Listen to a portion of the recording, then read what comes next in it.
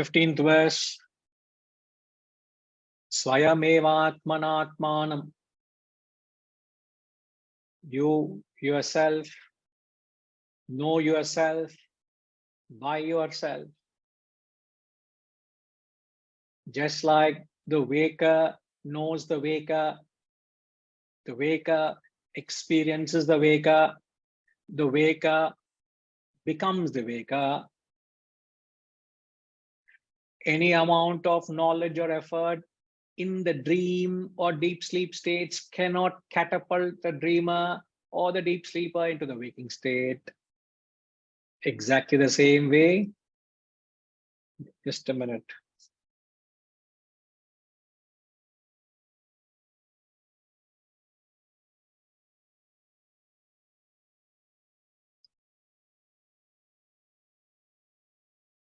Sorry. So the experience of the waking world, the knowledge of the waking world, any amount of knowledge to the dreamer does not help the dreamer to become the waker until the dreamer wakes up and becomes the waker himself. Exactly the same way,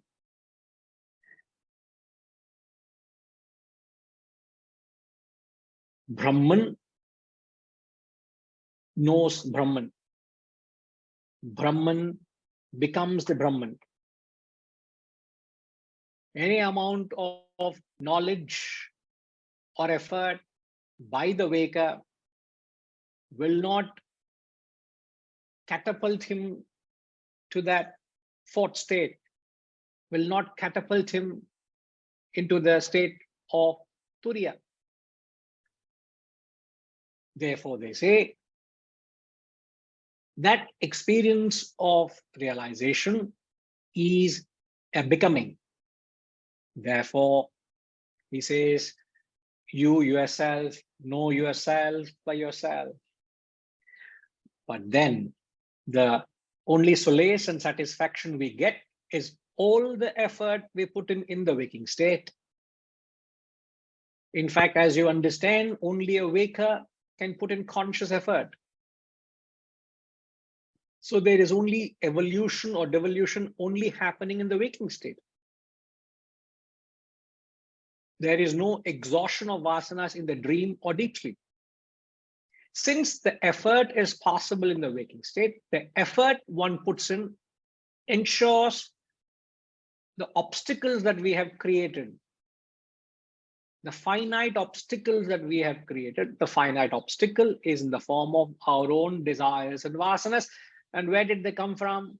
The vasanas and desires did not come from anywhere. They are self-created. Since you have created the vasanas, since you have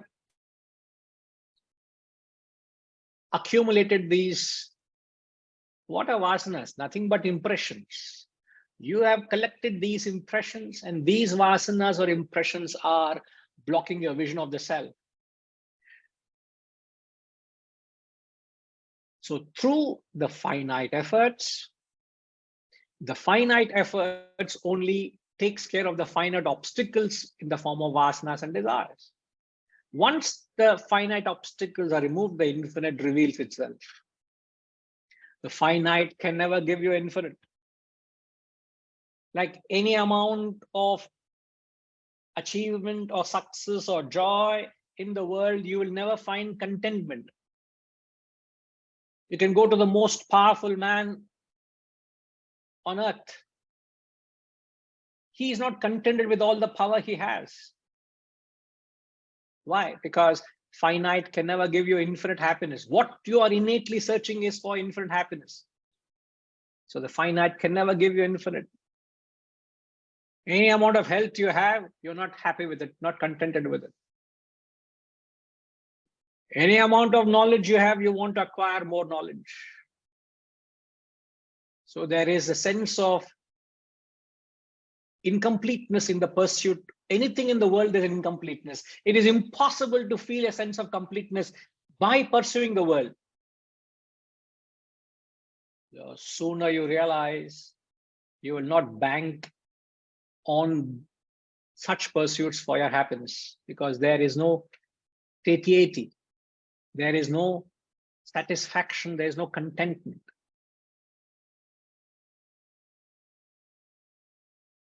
Any amount of the world, quality or quantity. Those who don't have quantity, they believe in quality. Those who have quality, they want more of the quantity of the quality. Are you with me?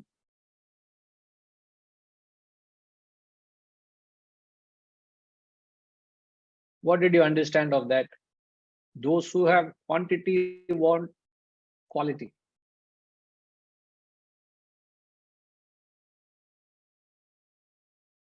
Oh, I'm just traveling in normal economy class. My desire is to travel one day in business class or first class. You want to shift the quality.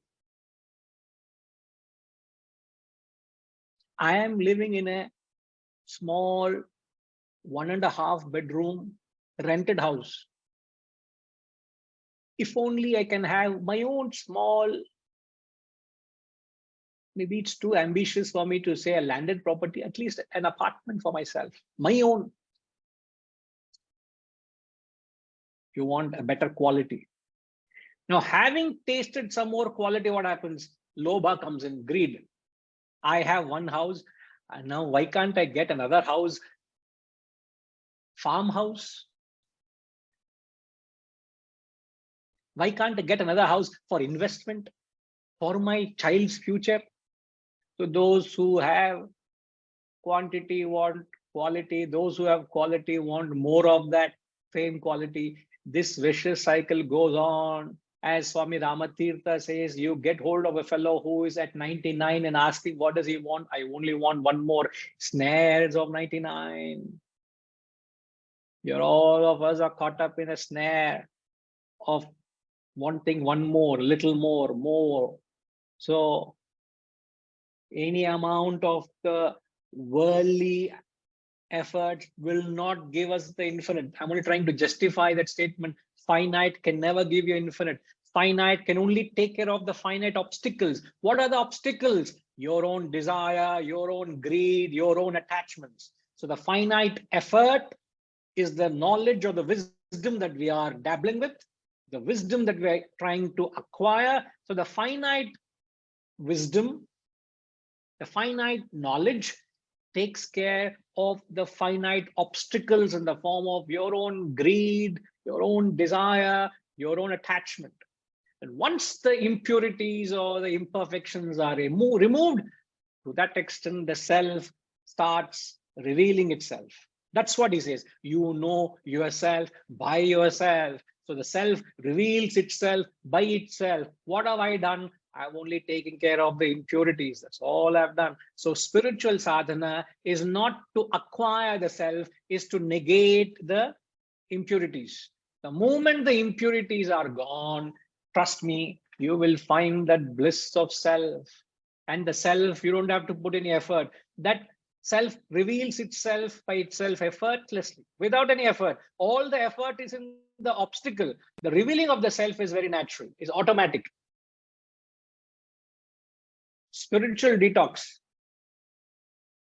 அது யாரு பண்ண மாட்டாங்க. All physical detox, other detox, in the detox.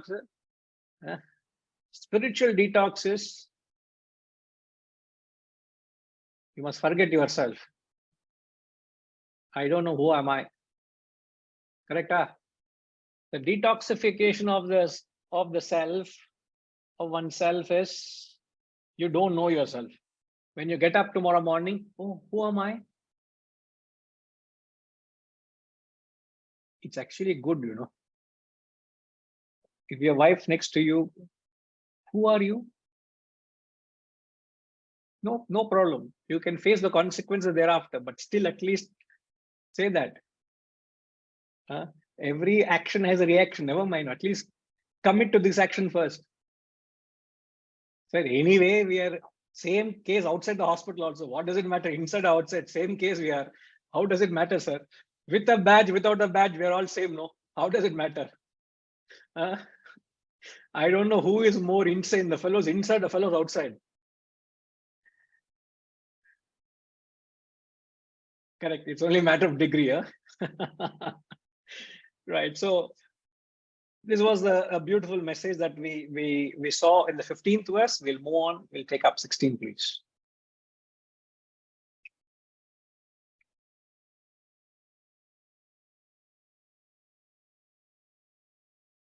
Vaktumarhasya sheshena devya hyatma vibhutayaha yabhir vibhutir birlokan imam stvam vyapya tisthasi. Vaktumarhasya sheshena devya hyatma vibhutayaha yabhir vibhutir birlokan imam stvam vyapya tisthasi. You should indeed speak without reserve of your. The Y here is capital. The capital Y refers to the self, the Atman, the Brahman. Arjuna is asking, these are all few verses spoken by Arjuna to Lord Krishna. As you know, it's a conversation. So Arjuna is telling, oh Lord, you should speak without reserve of your divine glories. By which glories pervading these worlds you exist? Vyapya tishtasi. Tvam. Tvam means you. You exist. Having pervaded these worlds. Vibhuti. In fact, that chapter is entitled Vibhuti Yoga.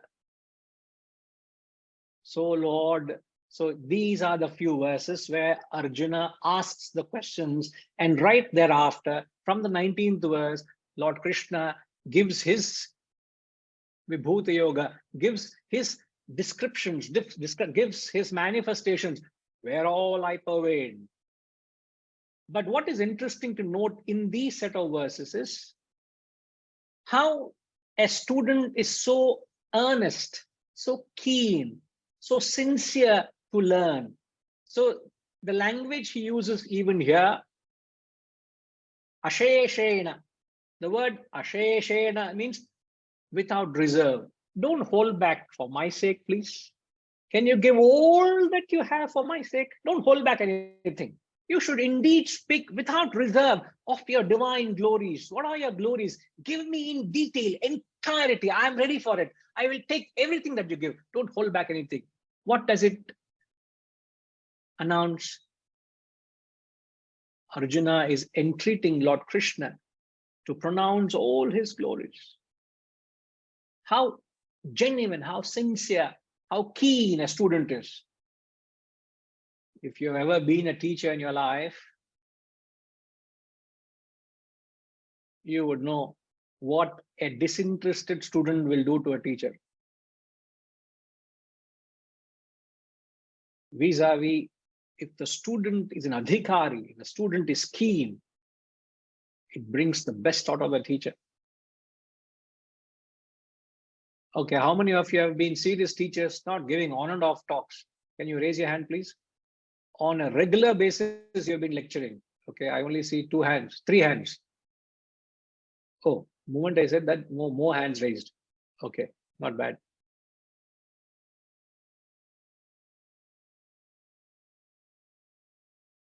So you agree to me, isn't it? The tempo of the teacher is set by the student, not the teacher. It is the quality of the student determines the quality of the lecture. So if the lecture is not good today, you know who is responsible for that. Correct, Reddy Garu? A very boring lecture, no? It means credit goes to you. Some percentage of credit goes to you, sir. Yes, Guruji, do agree with you 100%. Like the quality you of agree? the No, that's all I want. The quality of the questions asked by the student and the way it get into the depths of the ocean to get out of it, rather than like we just not been silent spectator listening, and you're only giving a jnana, but I don't know how much it's been absorbed. So I think the more the value for the teaching or the coaching will come when there is a very valuable questions have been asked. Only when there is a conversation. Conversation takes place there. So there is only one way of it. That's the whole reason with which I chose to write a book, which is titled Wisdom Conversations. And I chose to capture the conversations we all have had in the past sessions. So it has been a compilation of them, and it has been a beautiful lot of 108 questions with candid answers being captured and presented,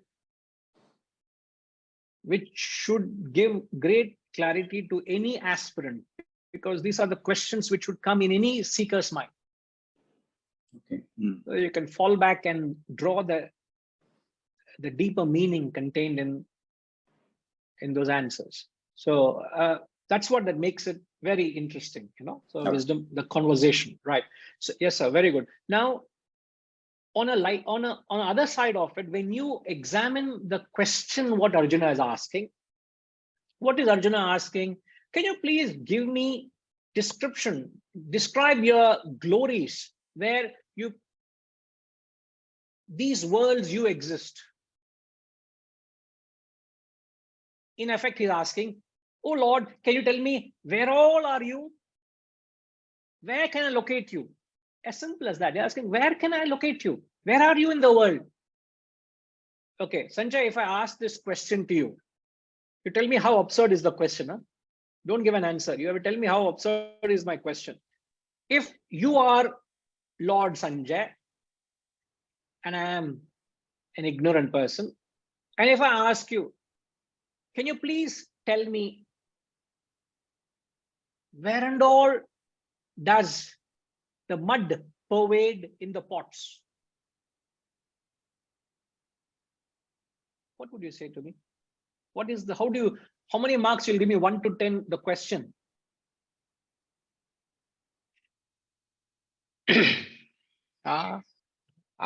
I suppose it's your question to ask, but it's absurd in the sense, does it reveal that you've understood the facts if you're still asking that question? So I know you will come up with this. I know you'll come up with this complex answer. That's the reason I said you rate my question. That's all. Okay. See, not only me, Sanjay, everybody is smiling. That means everybody is lost, including me.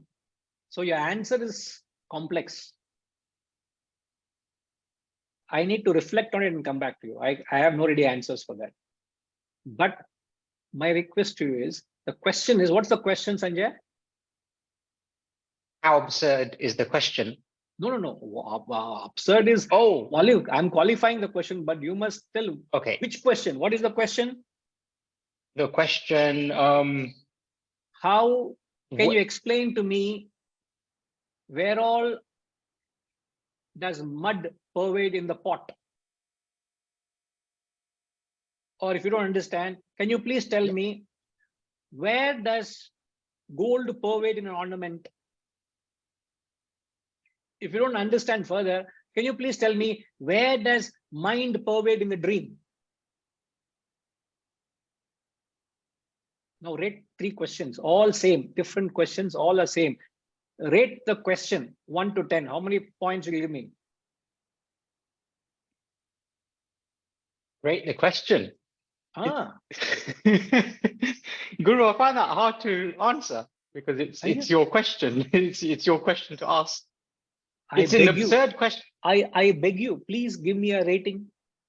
What more? I can't do anything more than that, begging you. Please rate the question.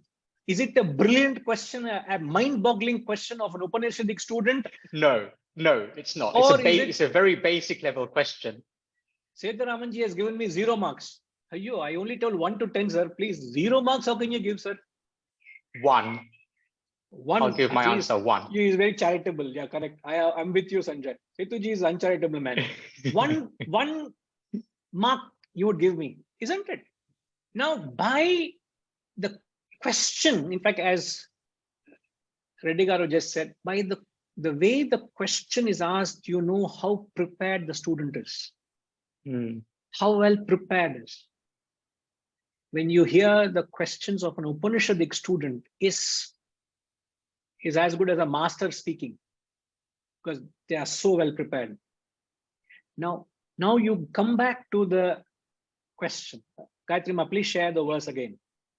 Now you read the translation, you'll know what I'm saying, what you said. In fact, it fits exactly to what Arjuna is asking. Read, please, read for me, Sanjay. You should indeed speak without reserve of your divine glories, by which glories pervading these worlds you exist. So the question is as similar to asking, where all does mud pervade the pots? Where all does ornaments, gold pervade in ornaments? Where all does mind pervade in the dream? Isn't it an absurd question? Having heard 9 chapters by Arjuna, in fact, by Krishna, he spoke the 10th chapter. And at this juncture, this man asked this question. If I was in the Krishna's position, I say, I'm fed up of you, I'll walk off. This is abrupt end of chapter Bhagavad Gita. So, Sanjay, this is a cue. Before you ask questions, please think twice. Huh?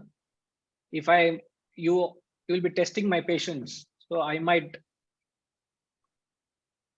immediately give instructions to disconnect you. Because my patience is not like Lord Krishna's patience. But the Lord is so considerate. Few verses down, he enumerates, in fact, from verses 19 to 38. Can you imagine that many verses? He goes into each detail where all he is. He's like he says, I am the eagle amongst the birds. I am the shark amongst the fishes. I am the Mount Everest among the mountains. So he chooses the best, because you're asking, where all am I to find you? So he chooses the best and he says, I am that. And imagine the pains the pain he takes to goes into the detail and say where all he is. In one sweeping statement, he says, in fact, the same thing in the Ishavasya Upanishad, the same message the same concept, in fact, in Ishavasya Upanishad, he says, Ishavasyam idagam sarvam. This entire world is Isha, he says, is the Lord. This whole world is pervaded by Brahman. That's all. One statement, he says. Half a statement covers all the trouble which the Guru is taking to explain where all am I.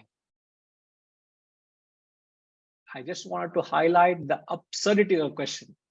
At the same time, I also highlighted the keenness of the student to learn. Also highlight the limited caliber of Arjuna. He doesn't have the capacity, poor fellow. So it's like, if I take another example, if somebody comes and asks you, can you please tell me? Can you please tell me, I want to understand electricity. And he wants to understand electricity through its manifestations. Ramji, if I ask you to describe electricity, let's say I am an ignorant man, an aboriginal, an Australian aboriginal. All my life I have lived in the woods. And I meet you. You have come visiting the woods. You have technology with you. You have your laptop, your mobile, you have portable lights, etc. And I see, what is this? You say all these are gadgets which get life because of electricity. I ask you, please explain electricity. How would you explain electricity, sir?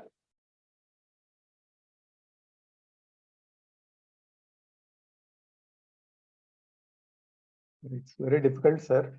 I will say that it is an unseen source of energy which gives life to all these instruments. What instruments? He has never seen anything No, he's saying my laptop, my okay, mobile, right. and all that. Right, sir. Correct, sir. Correct. But I don't understand anything. What is unseen energy? Am I aboriginal? Energy is the power that makes things move, that gives life to lifeless objects.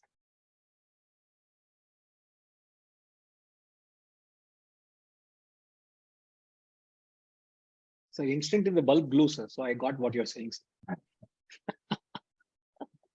Now you see the difficulty. You will have to only talk through manifestations, isn't it? Yeah. That unknown power is unseen. You can't, how do you describe that unknown, unseen power to an ignorant man? You only have described through its manifestations. Correct. So the fact that Arjuna is asking, please describe me through your manifestations in the world, tells how ignorant Arjuna is. So the limited intellects are caught up in this. The Medha Buddhi, the brilliant intellects, as they qualify Lord Vyasa, the great Vyasa, as Vishala Buddhe, a giant intellect, is not caught up in the manifestations. It directly goes to the source. Right. Now, today I'm in the mood of asking questions, so please forgive me. Now, Ramji, you are spared. Ravi Shankarji. Now, even though it's like when I ask you, where all does gold pervade an ornament? What would be your answer, sir? Everywhere. Everywhere. So what would be your answer to Arjuna's question in one simple statement? The manifestations happen because of him, not the other way around. Yes, but where all am I to locate you? Everywhere. Correct. Just like every ounce, every inch of that ornament is made of gold, every nook and corner, every manifestation is nothing but Brahman. Him, right. Now the question is, if Brahman is so prominent and so pervasive, why are you and me missing it constantly? Ignorance. Our ignorance. Our inability to see. That's a direct answer. Avidya, ignorance. We don't have the eyes to see. But that doesn't mean Brahman is any less right where you are, isn't it? Right where you are, you can get the same feeling. So what you hold has the highest spiritual experience for you, or visiting a sanctum sanctorum or a sanctified place or a temple? What is your experience? I would where the mind, where the thoughts cease. No, I'm not saying philosophizing. I'm asking is like, would you say Guru Ayur, or would you say it is Lord Balaji, or would you say whatever, or it's Shabarimalai, or I've gone to Badrinath, Kedarnath, or Rishikesh? I'm just giving examples. Yes. I would rate, as a child, I went to Badrinath. That I rate as my highest spiritual experience. Fair enough. I'm saying right where you're seated in your own home, this place where you are is no less than that experience then. Do you agree? In principle, yes. In principle, yes. So if that is the truth, it is my lack of perception. I'm not able to see it. It is not that Brahman is any less here and it is more pronounced there. We have to come to terms and accept this wholeheartedly. Because we believe by taking a journey outward somewhere, we have a spiritual experience. Nah, it is not because of that. It's not because it is more. People say, oh, this temple has more power. This is that. This deity has more this, that. All that, intellectually at least, we must understand it is the same, isn't it? How can it have limitations to its existence? It's all pervasive. So one reason, sir, you rightly said, avidya is one reason why we fail to see, even though the God is everywhere. Any other reasons? I can think of prarabdha. I don't know what my vasanas from previous janmas are, and maybe I am destined to attain certain experiences in certain places as per my destiny. So I don't know. Prarabdha karma. No, you are drawing me into these terms, and we might lose track. But my immediate clarification to that, in brief, would be destiny always refers to the present, sir, not to the future. And the present destiny is determined by your past actions. Future will be determined by what you perform now. If actions have not been executed, how can the destiny be predetermined? No, my actions in the past are responsible for my present. Yes. So whatever actions there might have been, maybe I'm supposed to experience certain things only in certain places at certain times. That is at this moment. But what would you be 5 years down the road? Who determines that? What determines that? That your present actions That's all. will Correct. contribute. Yes, isn't it? So who is the control of the destiny? You. Who is the controller? You yourself, isn't it? Yeah. So, but you said prarabdha vasanas. Prarabdha vasanas have got nothing to do with it. They will go on as they have to express. What determines a human being is not the vasanas that you're born with. What determines a human being is the actions and the effort you put in. So I can have the lowest of propensities in me, but I can choose to curb them, isn't it? Or I can choose to identify with them. Would I blame the tamasic guna in me for what I am, or my choice to identify with it? It's my choice to identify with the tamo guna. I behaved in a particular way. It's not because of the guna. I have a choice. So Vedanta says you are not a product of destiny. In fact, Vedanta says you are a product of your choices.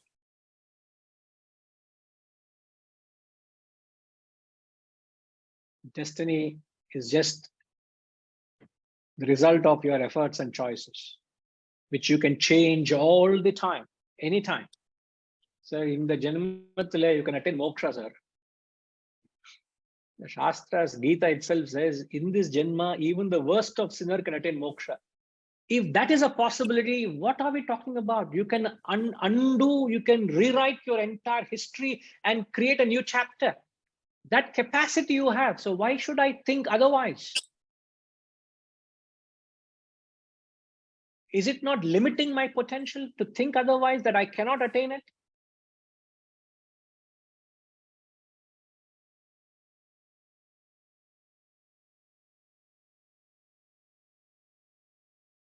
All right, sir. Thank you. So coming to the question, even though Brahman is very prominent, why do we miss it? One answer Raviji gave was avidya. Any other thoughts, Setuji?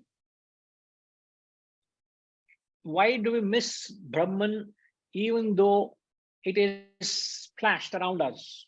It's prominent. Why do we miss it?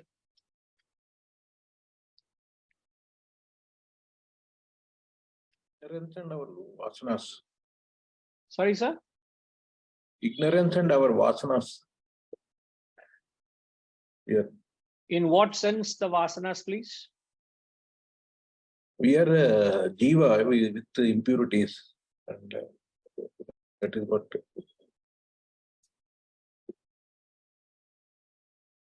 Jiva with impurities. Nice way of putting it. Okay. Gayatri Ma, any reason?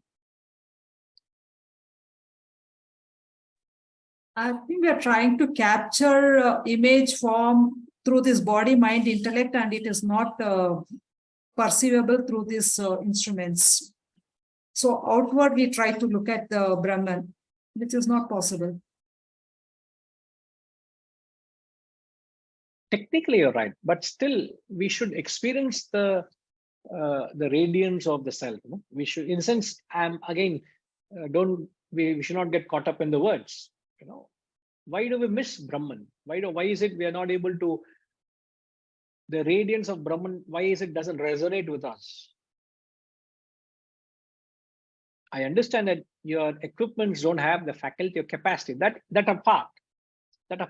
On a layman sense, I'm saying.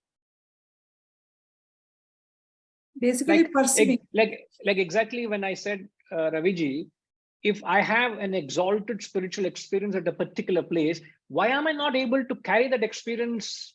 Like if I go to Lord Balaji in Tirupati, and I get the calendar of Lord Balaji from there. I get a portrait of the same Balaji from their original painting, let's say, and I put it in my prayer hall. Do I get the same spiritual arousal every time I feel that, I see that? It diminishes, isn't it? The spiritual aura is not the same as that experience there. Why? Is God any less in this portrait or God any more pronounced there? People believe so. Now, how many of you believe that Balaji is more pronounced in Tirupati and less pronounced in my prayer room? How many of you believe it? Raise your hand. I keep hearing on and off many people who go to spiritual pilgrimages and say, oh, there is special power there. I have no say in the matter.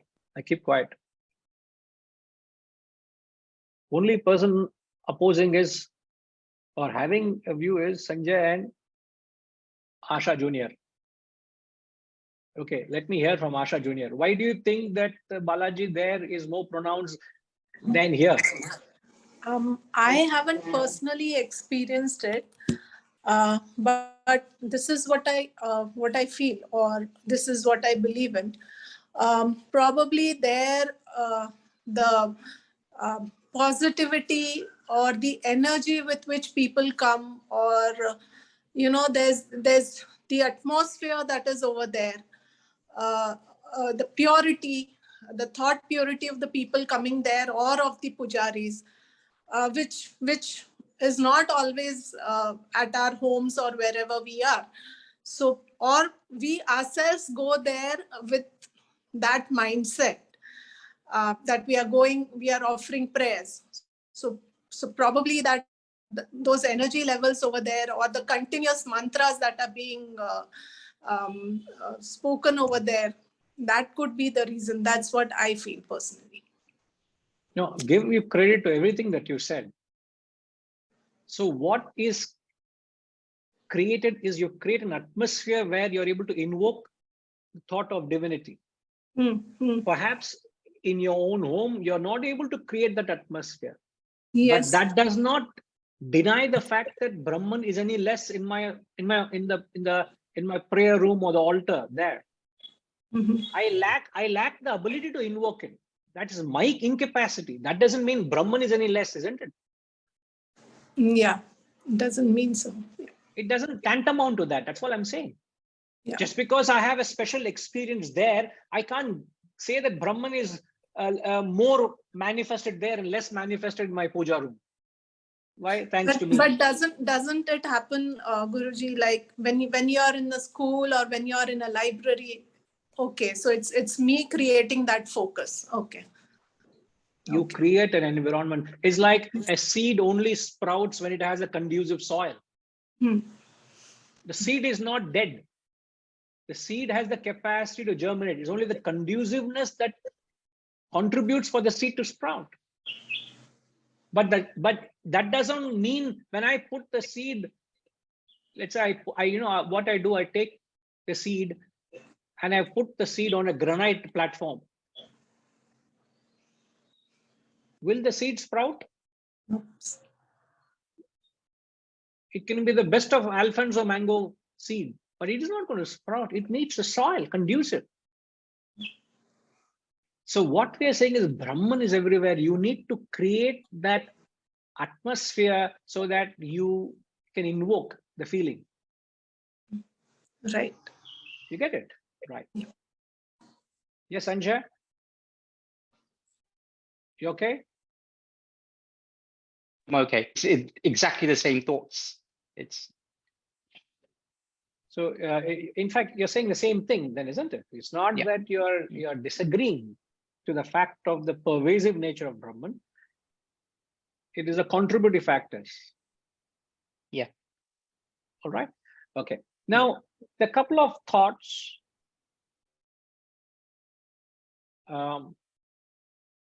Why we miss Brahman? Because of our attraction to the world. We get lost through the materiality and the sensuality. It is our weakness to the world that we miss the grandeur of the self. One who runs behind the worldly pursuits, he doesn't realize the grandeur. He does not realize the beauty of pursuing the self because he's caught up in the charm of materiality and sensuality. He doesn't understand. He doesn't recognize.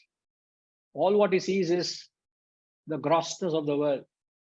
That's perhaps another reason. And another reason always fascinated me. See, anything that is provided in abundance, you don't know the value of it. Anything that is lavished, anything that is provided in abundance, you don't know the value of it. Example, one who has, the rich who are constantly living in opulence, in luxury and comfort, they don't know the value of it. The sheer abundance or the sheer lavishness or the sheer proximity of having lived in that comfort, the convenience of materiality, they don't know the value of that. Right? From our first breath throughout, we are lavished with what are we provided with?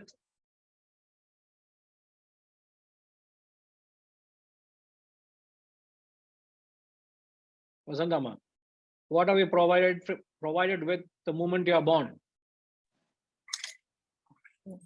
Air, Guruji. Air, oxygen. Do you know the value of oxygen? We take it for granted. We don't recognize the value of it. We don't know the value of it. In fact, we don't know it exists also. That we breathe also. And even while we're breathing, I am not conscious of it. Because it is ever present. So one of the reasons why we miss Brahman is because of its lavish presence. Its abundance, its presence, we miss it. It's a staggering thought. It fascinated me. There may be more reasons, but if you try and rationalize, one is avidya, as Raviji said. The second is because we are drawn away by the external temptations. The third is its presence, its abundance. We miss it.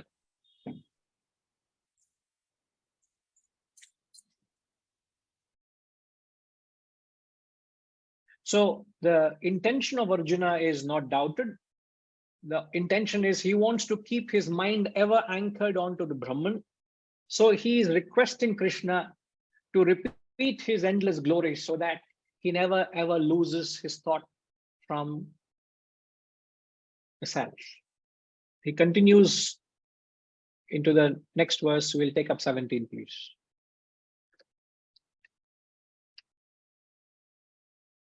Katham vidyamaham yogim stvam sada parichintayan keshu keshu cha bhaveshu Chintyosi bhagavanmaya katham vidhyamaham yogim tvam sada parichintayan keshu keshu cha bhaveshu chintyosi bhagavanmaya.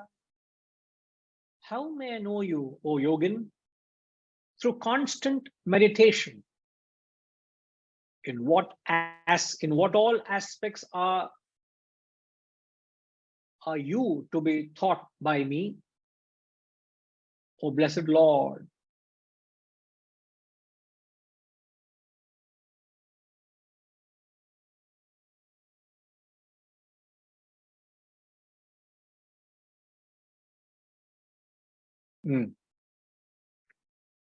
So as I've said, Arjuna really wants to know, how am I to think of you? How can I remember you? Not in an action or two, but how can I maintain the continuity of thought throughout the day? How may I know you, O yogin? Now, the word through constant meditation, the word meditation here is obiter dicta. Obiter dicta means something which is said in passing. When you give a remark in passing, it's called obiter dicta. So Arjuna is just making a passing remark on the word meditation.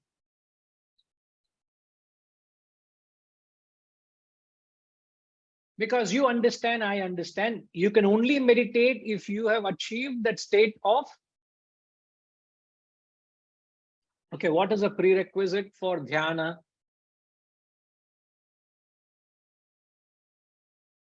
What is a prerequisite to meditation? Dhyana means meditation. What's the prerequisite for that?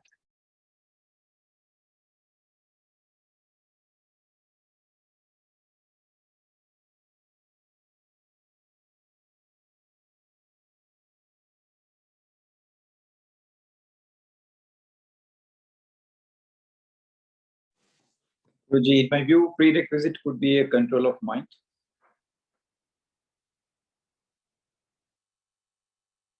Because we are the other way around. We go to dhyana to get a peace of mind, but we need to have first peace of mind to go to dhyana. Correct. You can't choose that way. You're right. Yes. But in the context, can you tell me, sir? I've just said so also now.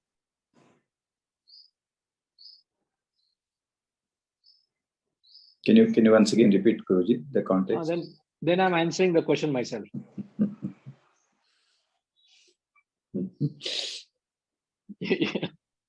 No, but your thought is right. But we are not talking of mind control here.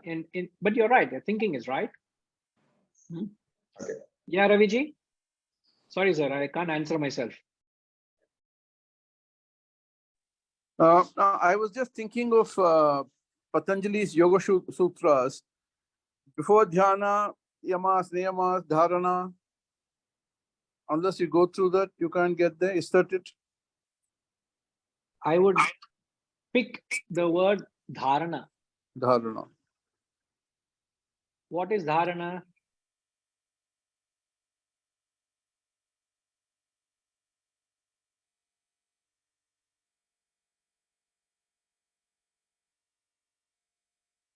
Preparing yourself for after you have cleansed your habits and your lifestyle, then preparing yourself for the next step. No, if you're prepared, one would naturally evolve to the next level. But dharana, as people have commented, is an open-eyed meditation. And Gayatri Ma, what is open-eyed meditation?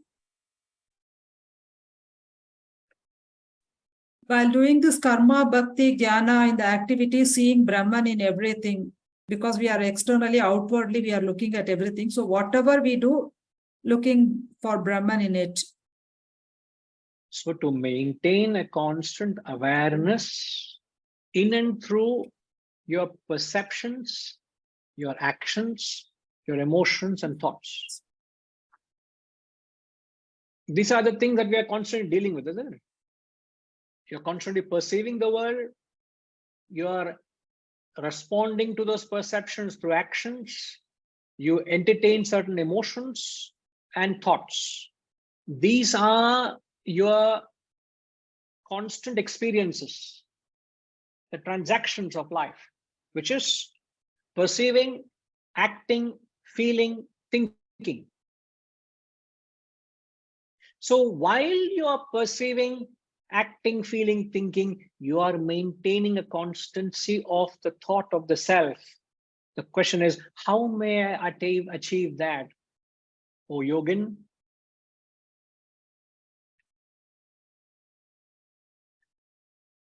But even though he says through meditation, that's a passing comment, it's obiter dicta, as I've said.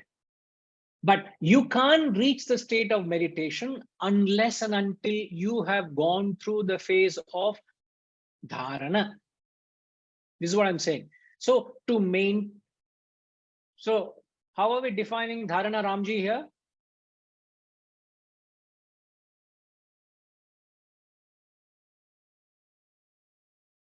It is a constant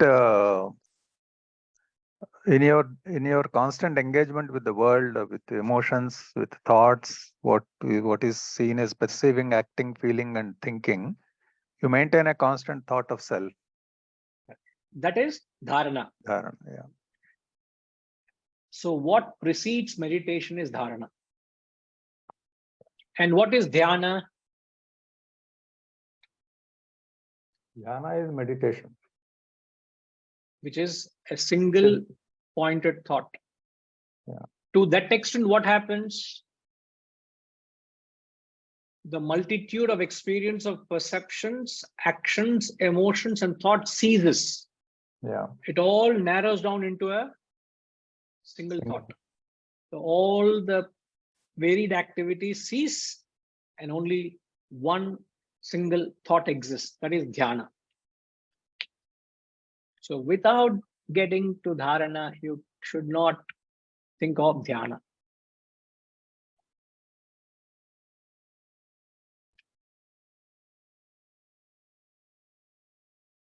I can't pray in the morning, early morning, pratasmarami, I can't do religiously. And rest of the day, if I'm constantly chasing and feeding my desires, does it have any meaning? I pamper my senses. The moment, the sense object. I've been trying hard this whole summer to control myself, but all my sadhana has gone for toss. And who's responsible for that, Gayatri Ma? Wisdom Institute and few Sishyas. One Shishya. Few is not there, only one Shishya. Who is that one Shishya? Why wisdom? What is Wisdom Institute got to do with it? There also we had mangoes. There also, correct, there also. But that is just tip of the iceberg. Pushpama. See, Pushpama, I did not take your name, but how come your name has come out? I don't know. Reddy Garu, there has to be some truth in it, no? If there is no truth in it, how can she say, did I give an indication to you, Gayatri Ma? No. So this whole summer, my tapas has gone bhang, complete gone. By mistake, Swami Chinmayananji had told this. He said, never ever tell your students what you like. Because rest of your life only eat that. Imagine I says, I like bitter gourd. Everywhere he went, only bitter gourd was served. Time came, he started crying, looking at bitter gourd, he was crying. I said, is there no other vegetable in the market? Yesterday I ate bitter gourd, this morning I bitter gourd, afternoon bitter gourd, night bitter gourd. Oh my God. Like that, I don't know. Someday she asked me, what fruit you like? In that mango, what mango you like? Finished. Yesterday night, there was a huge carton of mangoes. Each size of the mango is this size. I'm not exaggerating.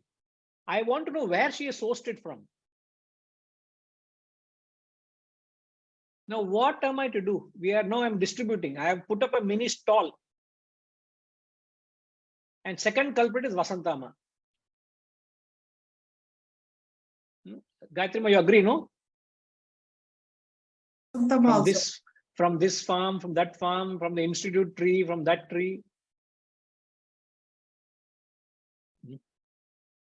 So, self-control is not easy, Reddy Garu. I agree with you. Mind control is not easy, sir. But if one does not, I'm only trying to tell, if I were to religiously, no, it's just a joke, but till the mango season ends, please continue to send. Otherwise, after that, for next 9 months, I know there'll be no mangoes. So until they're in the market, please send them. I will receive it with grace. I will enjoy it. I'll relish it, and I'll acknowledge it also. Okay. So don't get me wrongly, ma'am. So what I'm trying to get at is, if I were to pray in the morning and rest of the day, if I am fanning my desires, if I'm indulging in the world, how does it help? It doesn't help me, isn't it? So the objective is that thought of the self must percolate in every action that I do. So thereafter, everything that I do must remind me of the goal. The actions I perform, the perceptions I perceive, the emotions I feel. If my mind is occupied with jealousy or hatred or envy, it doesn't create an atmosphere where I can invoke the thought of the Lord in my mind.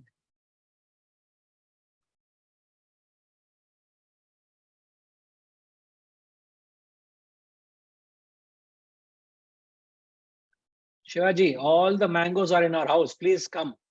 That is the reason no mangoes in the market. I just now saw your comment. Why are there no mangoes in the market? Because everything is in our house. Please come. It's an open market. Free market. Come and take what you want. Even when I'm not there, I leave the key. Where it is, I'll tell you also. Come and take it. Anybody. Enna Shivaji, Pesungo.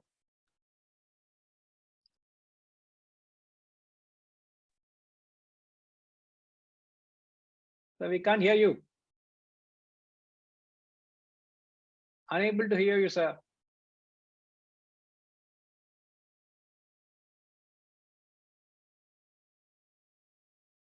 No, we can't hear you.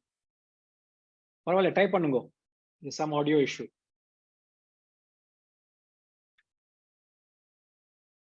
I remember my guru telling once, and I know you agree, I also experienced it. One of the most satisfying experiences in life.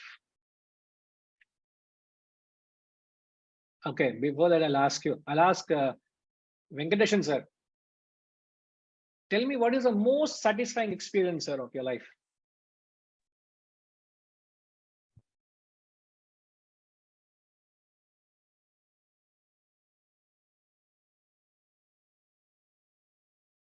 When I am doing meditation. Right, sir. You want to know what is my most satisfying experience? Scratching a wound. The kind of relief you get if you have an itchy feeling somewhere and you keep scratching. The kind of satisfaction you get is amazing. After that, what happens? The skin could have peeled off. That is fine. But to scratch and get the relief for that moment is the most satisfying, because you can't hold away from scratching. My guru used to take an example. If you have a wound, you go religiously to the doctor in the morning and get it dressed up and cleaned. And rest of the day, you're scratching the wound. Will the wound heal? Even if a small mosquito bites, the amount of irritation feeling you get, a bug bites you, the irritation is uncontrollable. But if you do, you're going to do more damage to it. Exactly the same way, you plant a thought of the self and you keep kicking it out every time you entertain a worldly thought is no good. It's not going to help you. So you've got to insulate that thought, ensure every interaction with the world, action, perception, emotion, thought only strengthens that thought. So the question is all the questions Arjuna asking. How may I know, O Yogin, and what all aspects are you to be thought of by me, O blessed Lord? 18.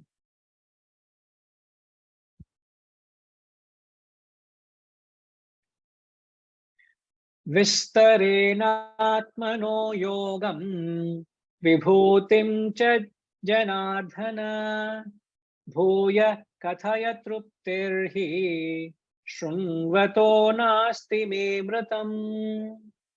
Vistare natmano yogam vibhutim cha janardhana bhuya kathaya truptirhi shrunvato nasti me mritam. Arjuna is thinking Krishna is deaf. Tiripi, same thing is saying. Ever patience Krishna has got. Tell me again in detail, O Janardhana, of your yoga and manifestation, for I do not feel satisfied in hearing the nectarine. Truptihi.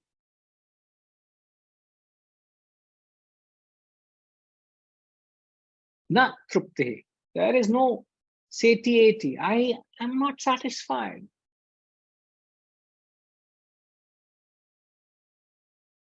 O Lord, tell me of your yoga, the union, the immanence, the manifestation, the transcendence. So when you say the union, yoga between you and the world, which is the internal thing, and the manifestation is the outward thing, tell me the immanence and transcendence of you in detail. Don't leave anything. Don't forget anything, please, for my sake. I want to hear. I will not get tired, but I already see half people sleep. What is this? How am I to speak? Reddy Garu, are you awake?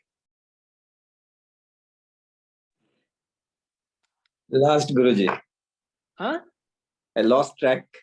I knew. In the waking state, you are sleeping. No. Then? This has been already addressed, Guruji, in verse 17. Again, we are talking about same in 18. That's where my mind gone into that. Sir, this is what exactly I'm saying. No, he's repeating the question again and again. That's why I said, amazing patience Krishna has got. Sir, in any dialogue, one-to-one dialogue, when you turn your attention elsewhere, that means you're not interested in the conversation. No? But Krishna must have been intently listening to Arjuna. Therefore, this fellow constantly talking. I wish Krishna looked elsewhere. This fellow would have stopped prattling.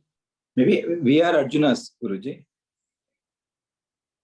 But I don't see the interest what Arjuna has. No. That is what my complaint is. Are you people as interested as Arjuna is interested in? That's why I said half you people are sleeping. That's why I caught you. And you said you also agreed. Yes, No, sir. I was. No, you're right. You know, he is just trying to, you know, when you have a feeling for something, you don't contain that expression.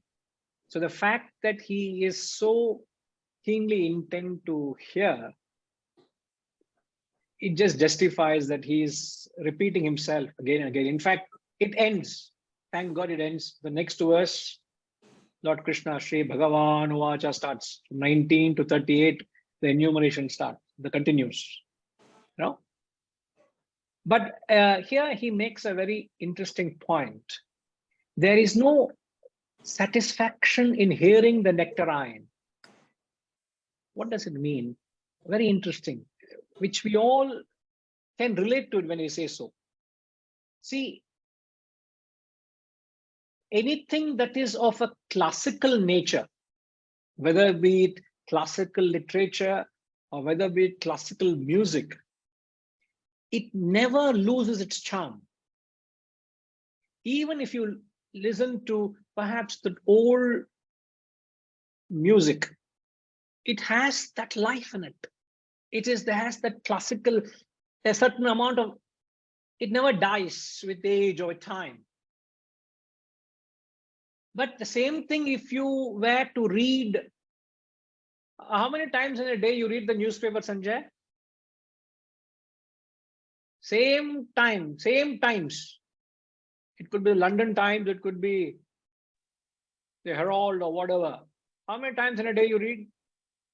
Just once. Why?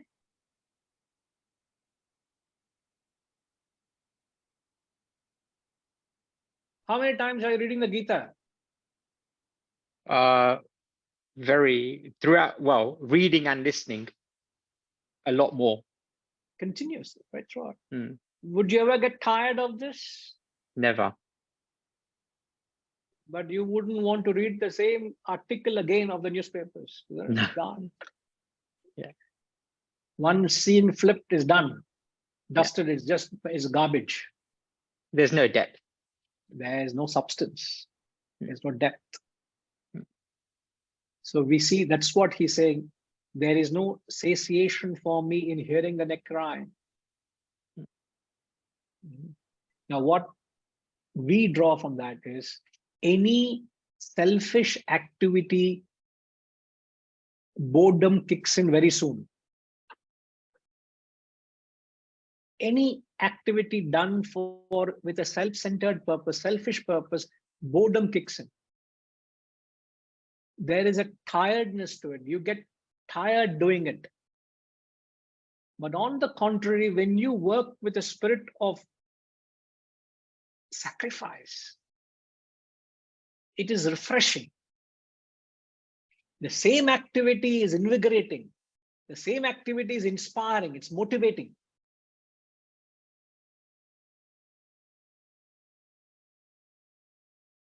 In fact, there is a verse in the 2nd chapter. I don't think Gayatri Ma would have that, but I will give you the reference. Please fall back on this. The 2nd chapter, 40th verse. He says, Neha bhikramanashosti pratyavayo na vidhyate swalpamapyasya dharmasya rayato mahato bhayat. Swalpam, even very little of this. He says, in this, there is no loss of energy, nor is there a contrary result. Ramji, are you listening, sir? In this, there is no loss of energy, nor is there a contrary result. Even a very little of this discipline protects one from great fear. Even very little of this spirit of unselfishness protects you from great fear. Mahato bhayat. There is I no have that fear. verse, Guruji, shall I? Oh, you do, please. Wonderful.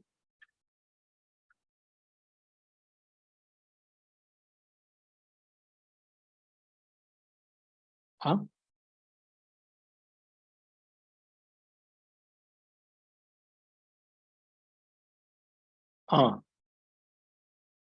Let's chant again. Neha bhikramana shosti pratyavayo na vidhyate swalpamapyasya dharmasya trayato mahato bhayat. Trayate mahato bhayat. So in this, there is no loss of effort, nor is there production of contrary result. Even very little of this protects one from great fear. No loss of effort means what? There is no boredom. There is no tiredness. There is no fatigue. You will never get tired serving the world. You will never get tired seeking Brahman. You will get tired chasing the world. I guarantee you. Any worldly pursuit is tiresome. You may find it easy in pursuit of the world. It is not easy. They say spiritual path is like walking on a razor's edge. If worldly pursuit is 10-fold difficult, spiritual path is 100-fold difficult. But the path can be treacherous, but it is the most satisfying, the most rewarding and most motivating. You will never ever get tired. In the corporate jargon, there's a difference between incentive driven work and work driven on initiative. In the corporate industry, people are often given incentives to work, isn't it? Promotions, perks, applauds. What do they get? Holiday. You can go with your family on a holiday or whatnot.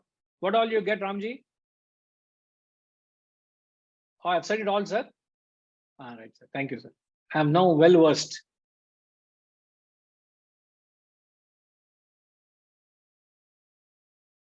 Increments, all that. For what is it that you get all that, sir?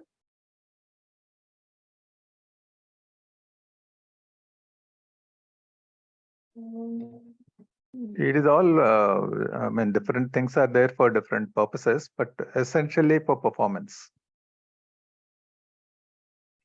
Essentially, just to do the job you're given for, you do all this? Yeah, some of them are for that. Some of them are for doing more than what your job is. Still is to do, no? Still to do a job. Yeah, correct. Huh? Sir, I've been working for 30 years, more than 30 years.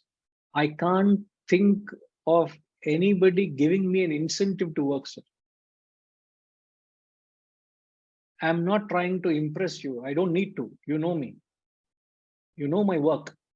But if there is anything that can be put at stake to stand by the word, I'll stand by the word. I'll put my life to that word, that statement. Not an incentive in my life to do what I'm doing. Right now, I'm doing that. I got to ask myself, what am I getting to do this? And there is no dearth of inspiration. It's not that there is a huge establishment that is there for me to do. The same, some of you would have seen me from the scratch level, how we built the foundation. Some of you would have seen, Jamma is not here, 25 years she's been seeing me, how we first started. Nothing external. So what we are saying is just trying to prove, I'm talking through one's own experience. Work does not need an incentive. So if you don't get salary for next 3 months, would you get the workforce back at your desk, sir? Guaranteed you're not going to get 3 months salary. But I think there is a difference between working for livelihood and working for passion. So when you work for your passion, then you don't need such incentives. But people who work for their livelihood, which is 99% of the people work for their livelihoods, there I think this has become, let's say, in commercial organizations particularly, the money driven or incentive. I must tell you, I am not being provided for, sir. The day I left the organization, my own guru said, organization will not support you. You have to go and stand on your own feet. Yeah, correct. It was not that I was provided for and therefore I'm pursuing my passion to do this. I can get what you're saying, but it's not that your monetary needs are provided for and I'm doing something I enjoy. No, passion. I'm just saying that if you're passionate about something, even if there is not enough money, you will still do it. So majority of people are not passionate, isn't it? How to bring that passion into normal employees? For example, SBS newspaper said that state government employees are given some benefits, extra benefits. So similarly, why do they need extra benefits to do their job? This is incentive, I'm saying. That is incentive. So that is because there is no passion in the work. If there is passion in the work, then even if the money is not adequate, you will still do your best. So how do you inject that passion? Where does the passion come from? That is a challenge for CEOs in corporates. That is a challenge for CEOs. How to make people more passionate about their work rather than being driven by money. So how do you, quickly can we conclude, sir, but how do you inject passion into work? So, I mean, you have to show them a higher purpose than just, I used to tell them that you sell seeds. It is not selling seeds. You are building, it is the welfare of the farmer that you are providing for. It is the food security of the nation that you are doing. So that is a higher purpose for which you do this, not for your 1,000 rupees you get at the end of the month. So there is a higher purpose we have to show, which actually drives people. Everybody will not be driven by that, but some people will catch it up. Yeah, like that. But it is the onus of the job of the leaders to. Leaders have to do it. Yes, 100%. And but it will only happen if the leader himself is incentive driven. That's it. Impossible. That is what happened in the Wall Street, where CEOs got so much millions of dollars of salaries and incentives and stock options, and the stock markets went for a toss. Companies' performances went for a toss, and so it can happen because that is the extreme form of incentivization which you see in the US. But we have still not reached that level here. But it is. Thank God. We are on the way. We are on the way. Yeah. I hope not. Only the Gita, only this wisdom can save that from happening. Well, I'm only trying to tell where there is that extreme passion, in the sense you're inspired by a higher cause. Yeah, the work itself is most rewarding, most satisfying. You don't need anything else to reward you or keep you going. Exactly. That's true. And this is the verse, chapter 2, verse 40. Stand by that. This is authority. Okay, sir. Thank you. Setuji, we'll have to wrap it up, sir.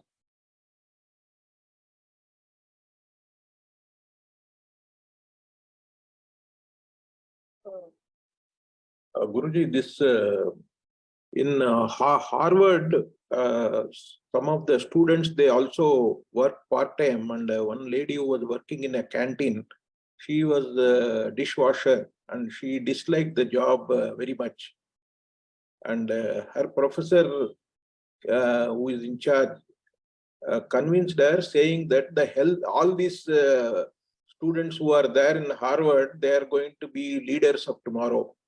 They'll be in either professors or they will be leading companies and all. The health of these people is in your hands. If you wash the dish carefully only, they will not fall sick. So that's how we related. Then same way in my company, where we make chemical plant and machinery and we supply to all pharma companies, we export also. So I told our people that all medicines, world-class medicines are going to be made in this equipment. So the health of the world is in your hands. If you do welding properly, polishing properly only, then this will be acceptable. So that did appeal to them. Interesting. Yes, how you can bring it down in a palatable way so that they are able to raise their standards of working.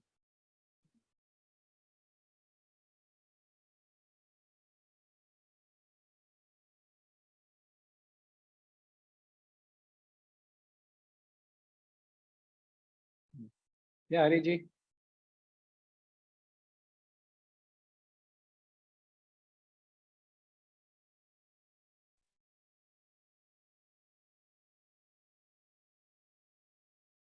Can't hear you, sir.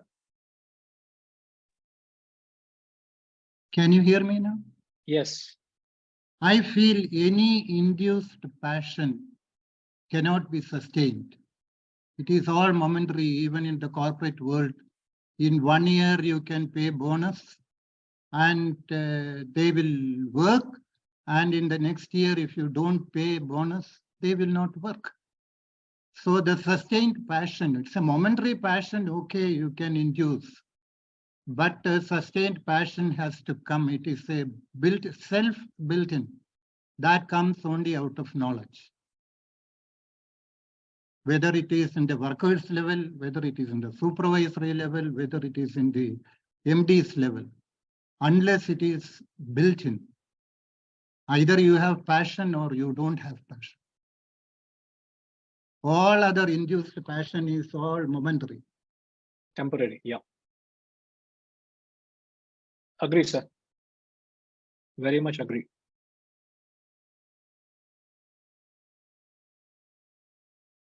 It will be difficult for you all to conceive that no incentive at all, no incentive at all. Zero incentives, sir. There are people who work passionately without any incentive because it is built-in passion. Correct. There are people who work in a small company where their salary is not that good, but still they love their work. They will not leave that organization. There are a lot of people, a lot of youngsters. Right, sir. Thank you. So, so the passion, as we're talking about, is directly proportional to the how lofty is your ideal. If your ideal is self-realization, it has immense potential. But if the ideal is mediocre, to that extent, it dies away. It bursts of inspiration and then dies away. So that's the secret. The inspiration level is how lofty is your ideal. What are you working for? And if you have self-realization, that's it. Life can go on. Endless supply of energy. Like you have a nuclear plant within you. Nothing needs to inject you. You have enough energy to give to others. Right. So we'll come back and then we will take the Lord's answer. Okay. Om Purnamada Purnamidam Purnat Purnamudachyate Purnasya Purnamadaya Purnamevavashishyate. Om Shanti Shanti Shanti. Hari Om. Shri Gurubhyo Namaha. Hari Om.